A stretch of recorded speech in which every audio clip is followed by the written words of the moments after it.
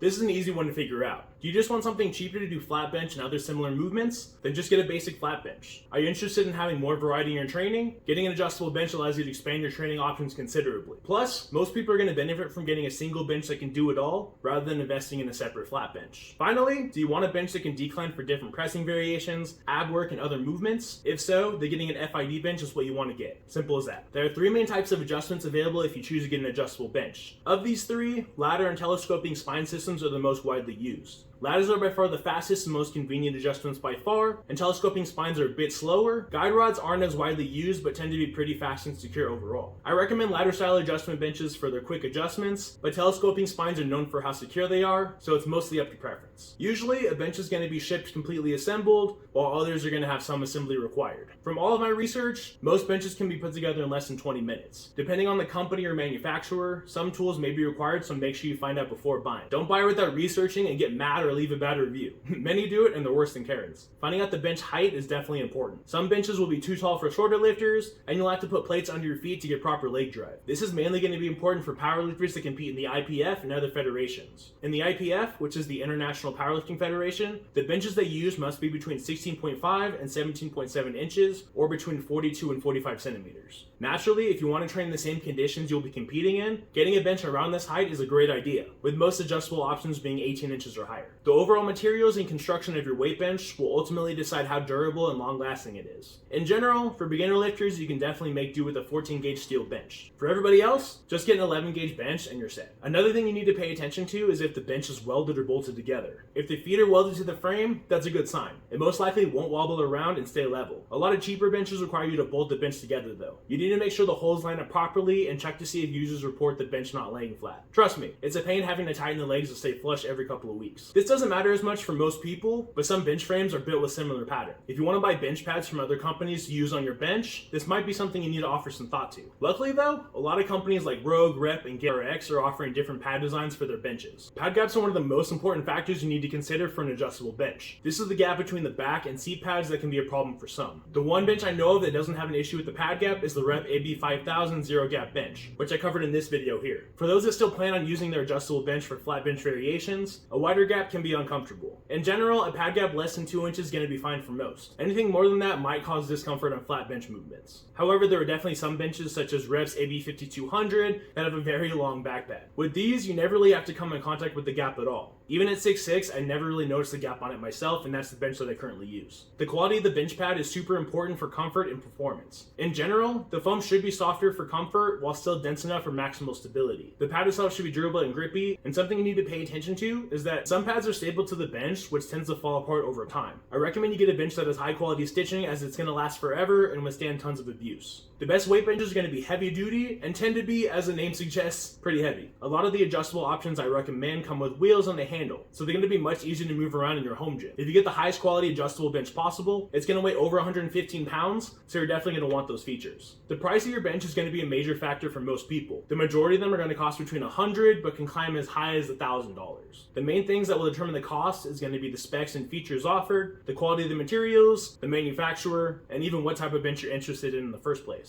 Flat benches tend to be the cheapest, followed by standard adjustable incline benches, and finally FID or flat incline decline benches. So depending on what you need, you can save a decent amount of money. I recommend standard adjustable incline benches the most because the price is worth the amount of variation it offers your training. Most adjustable benches are going to have a decent amount of adjustable positions. The seat is almost always going to have at least 3 different options, while the back pads usually have somewhere around 6. However, some like Rogue's Adjustable Bench 3.0 have up to 10. These benches tend to have a couple of different angles from 0 to 90 degrees. Some have increments of 15 to 20 degrees, and some only adjust to 75 to 85 degrees rather than a full 90. In general though, I recommend you get a bench with at least 15 and 30 degrees as your lowest options, with 85 degrees as the max. This way, you have multiple different positions for incline work, and you're not going to be completely upright for overhead press variations. A lot of times, you're going to be able to see how good or bad the shipping, handling, and overall packaging is for different pieces of equipment. You're mainly going to hear complaints if a certain company isn't doing a great job with quality control. Nobody wants to drop $500+ on a premium bench and have it all scuffed up and missing hardware. Plus, a couple of companies such as Titan and Rep offer free shipping on all of their equipment. A lot of great benches seem like they're priced great until you include the shipping as part of the equation. This is definitely something that's worth paying attention to when buying. Pretty much every bench on the market is going to have the specs listed so you can determine how much space you'll need. This will make it easy if you're training in a smaller space to figure out which bench is right for you. Plus, Some benches have the ability to fold up, and more often than not, store vertically, saving you even more space in your home gym. In general, the more stable you are when training, the more muscle you'll gain, and the more strength you'll build. The most stable benches are going to have welded feet to keep the bench super flat and prevent wobbling around. Plus, when setting up and benching properly for strength training, you want to be able to get proper leg drive. Set your arch and hold it there throughout your sets.